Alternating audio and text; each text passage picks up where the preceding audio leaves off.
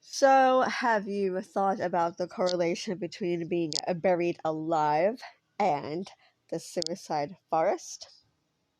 Well, I'll tell you what I think they have in common, and that would be specific flowers.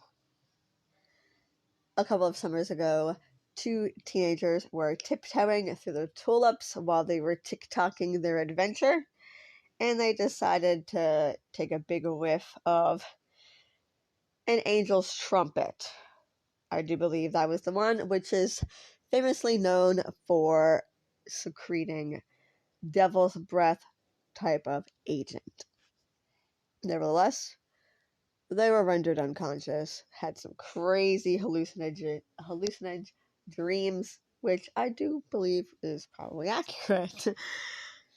However, I'm going to tell you a little more in depth why I believe they are in common. It is said that devil's breath was blown into the faces of wives whose husband had died during war, etc., and they had literally danced to their graves while they were alive. It is possible that a lot of times that happened, actually, more often than not, where women or even men danced to their graves, danced until they died, rather. And that's why when they become alert and awake and they realize what's going on, probably the reason behind bells attached to their feet, so that people can hear them ringing and they would know they're actually alive and then dig it. In 2015, there was a movie titled Sea of Trees, which is an affectionately known nickname for the suicide forest, aka the perfect place to die, but more originally known to the locals in Japan as Aokigahara.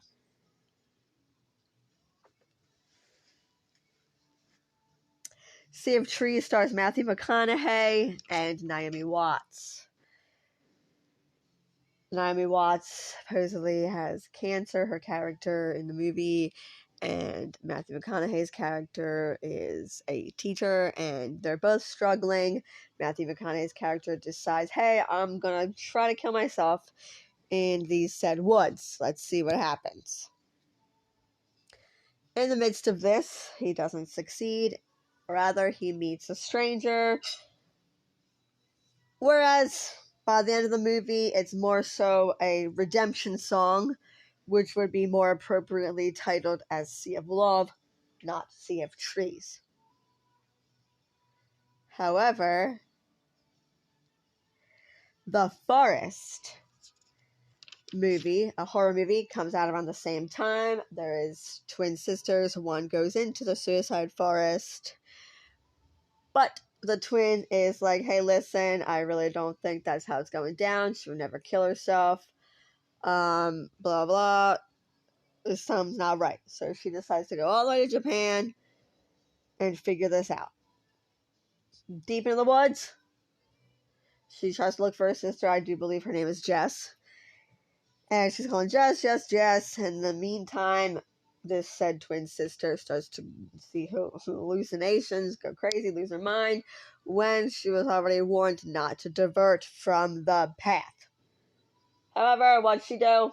Diverts from the path to try to find her sister, because seemingly, obviously, her sister was not along the path. Can't really blame her. Correct? Correct.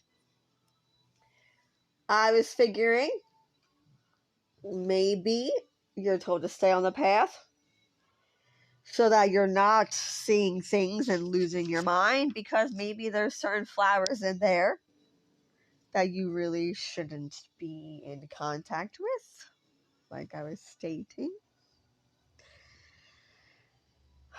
Moreover,